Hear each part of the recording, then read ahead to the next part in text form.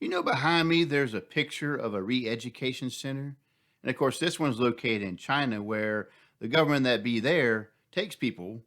And if you don't think the way, they want you to think, they put you in a place like that. And they basically deprogram you, reprogram you, and they make you better for society. If you're not what they want and you're a threat, they try this to kind of, fix you and help you along, to better understand why oppression's better than not. And they put you in a place like that.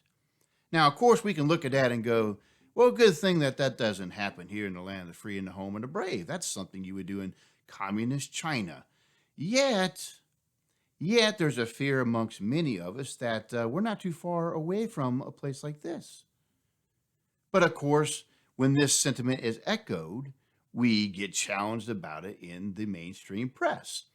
In fact, what led me to want to do this little segment is based upon some kind of accusational tone, of course, of basically if you think that people are wanting to do re-education camps, then you must be a conspiracy theorist. No one's calling for that. Here, let me give you some examples of that. We have here with Yahoo News, Fox News pushes conspiracy theory about re-education camps on the eve of Biden's inauguration.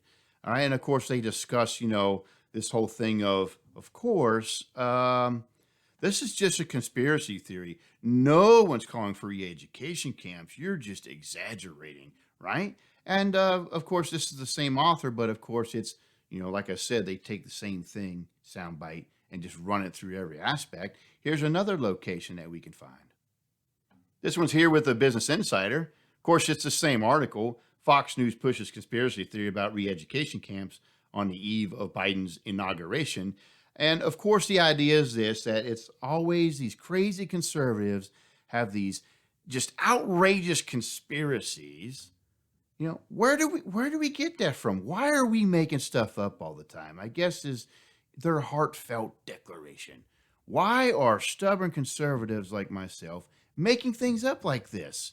Well, I just did a cursory, very quick cursory search of articles and sources where it talks about people actually considering deprogramming people who supported Trump during the election. They're not hiding it. Here's the thing about conspiracy theory. Conspiracy theory is you're saying that something is being plotted in secret and it kind of leaked out, and that there's this secret plan to do something and they're trying to be hush about it, and you're trying to break the news to everybody that this secret thing's being conspired against y'all and we need to react to it. That's a conspiracy theory. The word has become to be used now as a dismissive thing of, I don't have to listen to you. Oh, because it's a conspiracy theory. Well, just so you know, some conspiracy theories are true. People do make conspiracies all the time. They're not a falsehood, they're a reality. Some conspiracy theories turn out to be true, some turn out to be false. Just labeling something conspiracy theory makes you intellectually lazy and you don't want to look into the matter. But just so you know, this stuff that we're talking about re-education camps, it's not because of some secret conversation in some home somewhere or some office in the White House where it leaked out that they're planning this. Where are we getting it from then? The open. This isn't being hidden, folks. This stuff is being talked about openly without shame. They're not even trying to hide it anymore. Like I said, I did a cursory search just to look at this topic, and here's just a glimpse of the material that I have found that I just want to share with you. This one's here with hillreporter.com. A wake-up call for Republicans, start the deprogramming. Start the deprogramming. Again, that's a pretty direct statement. When you say things like a wake-up call for Republicans, you're saying that basically half the nation that voted for a president needs a wake-up call and we need to deprogram them. Now, when you say deprogramming, what does that mean? to deprogram somebody is usually against their will. They're not going to consent, thus the need to deprogram them. So how do you think that's going to be accomplished? By telling them they're bad and they need to change their attitude? No, deprogramming is a very direct interventionist type method where you are going to change a person's environment. You are going to control what they hear and what's being fed to them. And you're going to feed to them what you want them to hear till eventually they repeat back and say, and at least pretend to believe what you've been feeding them, and thus you reprogram them. Maybe that requires a camp. I don't know. Have you thought about? Well, let me give you some other examples, though. This one is from Dame Magazine. Can we deprogram Trumpism? Can we deprogram? So they're asking this question openly. They're literally considering, is it possible to deprogram an entire following in the nation? Because it's, we just have to change their minds. Not through discourse, by the way, but actually deprogramming, which involves an element of force. Let's look at some more. This one's from Falls Church News Press, entitled Deprogramming the Cult of Trump. Now, I include that, and plus I'm going to have some podcasts, some big name articles, some other various means of media that have this sentiment going to show you that this is more widespread than maybe you think it is, right? That this idea is not a person's idea somewhere that a few people are echoing. This is becoming common discussion for one half of the nation that literally wants to deprogram the other half. And of course, it has to involve force. This one's from Newsweek with the left should deprogram Trump supporters like they're in a cult. This is a common description too, that Trumpism is a cult and that we need to be deprogrammed. This is not like some joke. This isn't a political joke like, oh, they're this kind of people and they're dumb and they don't get it. And that's common when you talk about people you disagree with, I suppose, with some people. But this isn't a joke to them. And I don't take this in a joking manner either.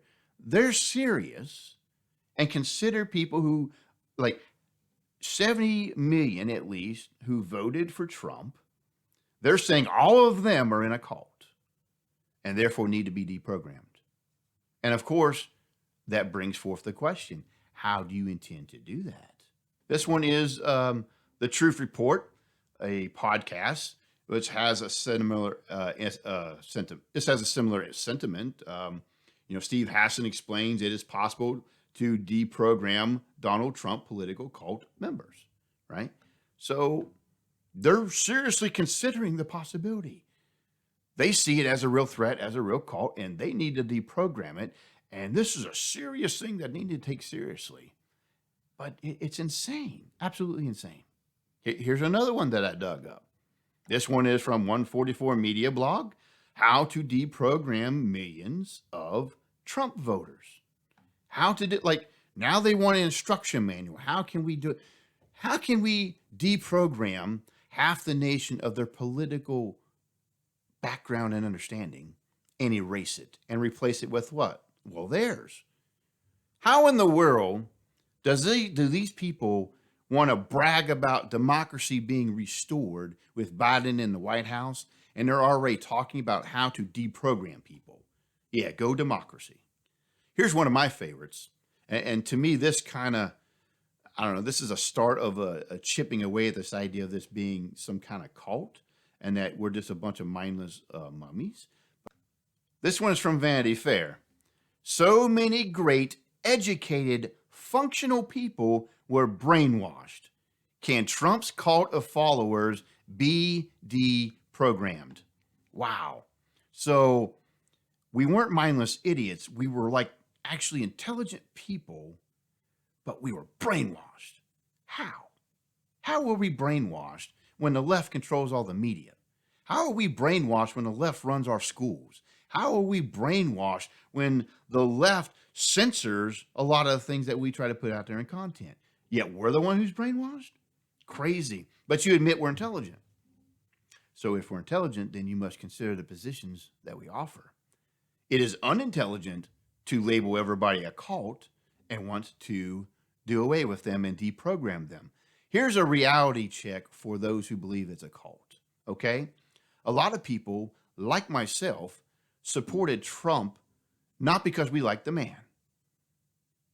We wanted certain positions to be advocated, and we knew what was coming if Biden got in the office, and we're already seeing the effects now. We didn't want that. We weren't hook, line, sinker into some kind of worship of this man. Trump ain't never been my Messiah and never will be. That's Jesus Christ. But politically, he was the best choice I had at the time. I was in no cult. I am not brainwashed. I would have rather had a different candidate, but it's the one I had to go with. And a lot of us did that. So for you to mindlessly say, well, you're in a cult, well, you're the one who's not being intelligent. You obviously are not asking why people voted for him. It's not because we are brainwashed. It's because the left has some serious problems and it's got a lot of people on edge and the left won't admit it. That's what it is. Well, those are some articles, and I also have some 2 video clips that I want to share with you. These are 2 well-known people who are on the air being recorded stating similar mindsets, if you will. This first one is an interview with Katie Couric. It is so shocking. Not only are they not conceding, Bill, but there's thoughts that there might have been some collusion among members of Congress. Some are refusing to go through magnometers or whatever you call them to check for weapons. They're not wearing masks during the siege. I mean, it's really bizarre, isn't it, when you think about how AWOL so many of these members of Congress have gotten. But I also think some of them are believing the garbage that they are being fed 24/7 on the internet by their constituents, and they bought into this big lie. And the question is, how are we going to really almost deprogram these people who have signed up for the cult of Trump? Now, as you can see, she's stating it plainly. No one's like checking her like, whoa, that's kind of crazy. What do you, they're like, just not, Yep, they're all in a cult. They all need deprogram. They're not joking. They're not joking at all. They're serious when they are talking about deprogramming people. And it's not like a handful. They're talking about millions of people. Now, how are you going to do that without an element of force? It has to be with an element of force. But what frightens me is not that they're just talking about this. They're taking it seriously. And they're not even questioning whether the thing should be attempted. They're literally wondering, how can we do this? How can we deprogram people? If this is your version of democracy, take it and go back to China with you. But let's look at another one. And of course, this is Eugene Robertson. Let's listen to what he has to say. There are millions of Americans, almost all white, almost all Republicans, who somehow need to be deprogrammed. It's as if they are members of a cult, the Trumpist cult, and who have to be deprogrammed. Do you have any idea how we start that process, even much less complete it? Now, the thing with him is other than the journalist just nodding away, like, good for you. Yeah, that's great. A little smirky smile. But again, they're not saying this in jest. How do we? How can we? They're asking the question. They want an answer to that question. But my question is this always. Do you really think that a republic should allow half of a nation to deprogram the other half by force? Because it won't happen any other way. But they're already trying with the censorship and the controlling of speech and not allowing platforms to be used by the opposite voice. That's the first step, but that's just preventing getting the word out. They want to go the next step and actually deprogram people. Now, if you voted for Biden because you thought he was just a better choice, he seems nicer, but the forces behind him are not. He's a great little face to hide behind. He's not as belligerent as Mr. Trump was. But it ain't no safer. Maybe you're okay if half of the other people are sent to those camps. But rest assured, you open that door, they're going to have a spot for you too. This is Phyllis Sharp with Raise the Age, where we talk about politics, religion, economics, and history with a conservative bend. If you like what you're seeing, subscribe to the channel and look for more content.